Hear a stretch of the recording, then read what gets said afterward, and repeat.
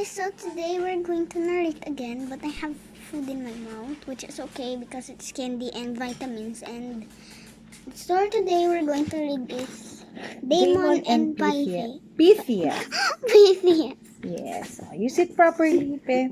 Okay. This is part of our world history lessons. Okay. It's a story about our history in the world. Okay, not only in the Philippines. Damon and Pythias. A young man whose name was Pythias had done something which the tyrant Dionysius did not like. For this offense, he was dragged to prison, and a day was set when he should be put to death.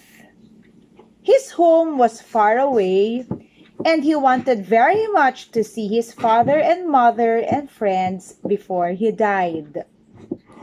So, a young man named Pythias did something that the tyrant Dionysius didn't like. So, he was put in prison. Sometime later, he was being decided to be dead. But his house lived so far away, he wanted to see his father, his mother, and his friends before he died. Very good. Only give me leave to go home and say goodbye to those whom I love, he said, and then I will come back and give up my life. The tyrant laughed at him. How can I know that you will keep your promise, he said. You only want to cheat me and save yourself.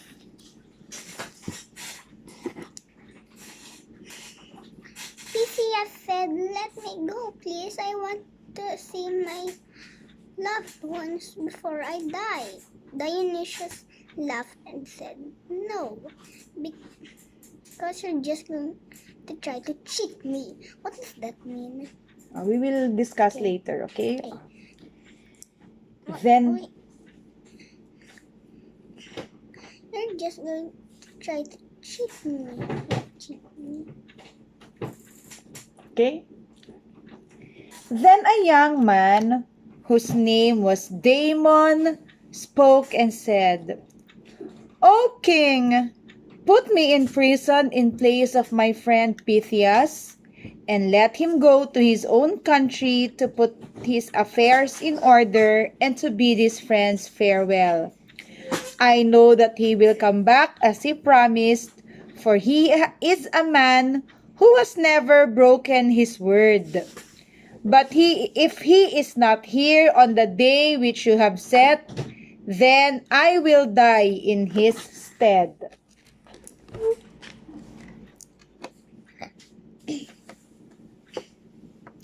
There was another young man named Damon, and he said, "O king, let me be in jail instead of my friend, to see his lovely friend. But if he doesn't come back on the day you set, I will die of his stead." The tyrant was surprised that anybody should make such an offer. He at last agreed to let Pythias go and gave orders that the young man should be shut up in prison.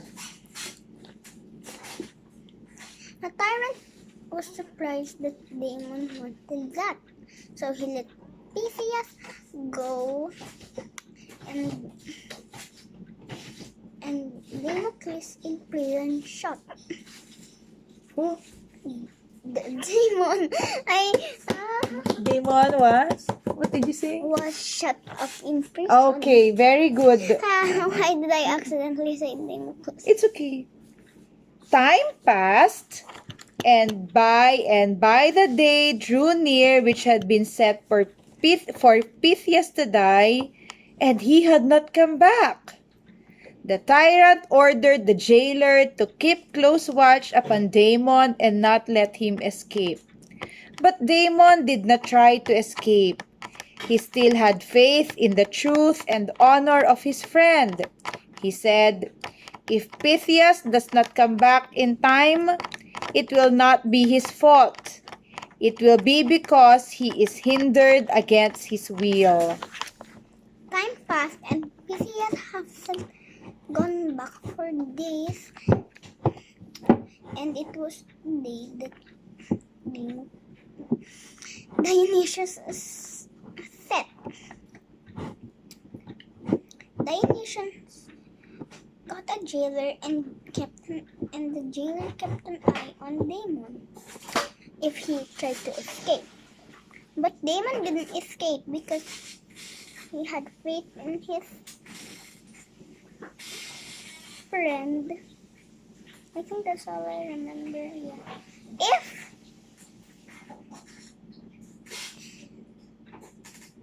I can't remember. Okay, then we move on. At last, the day came, and then the very hour. Damon was ready to die.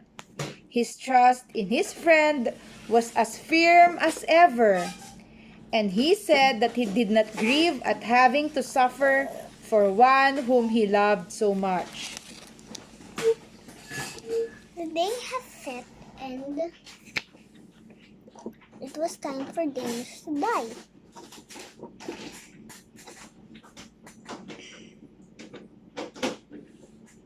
That's all? Okay. Then the jailer came to lead him to his death.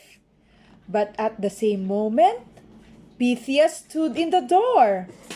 He had been delayed by storms and shipwreck, and he had feared that he was too late. He greeted Damon kindly, and then gave himself into the hands of the jailer. He was happy because he thought that he had come in time, even though it was at the last moment. The jailer was ready to give Damon his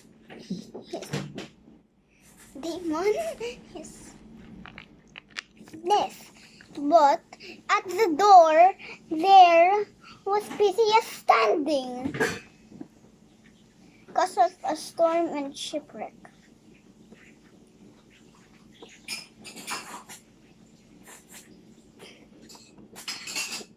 He thought that he was on time, but it was the last moment.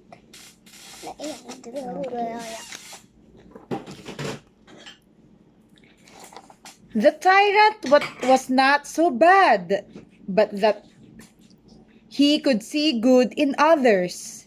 He felt that men who loved and trusted each other, as did Damon and Pythias, ought not to suffer unjustly, and so he set them both free.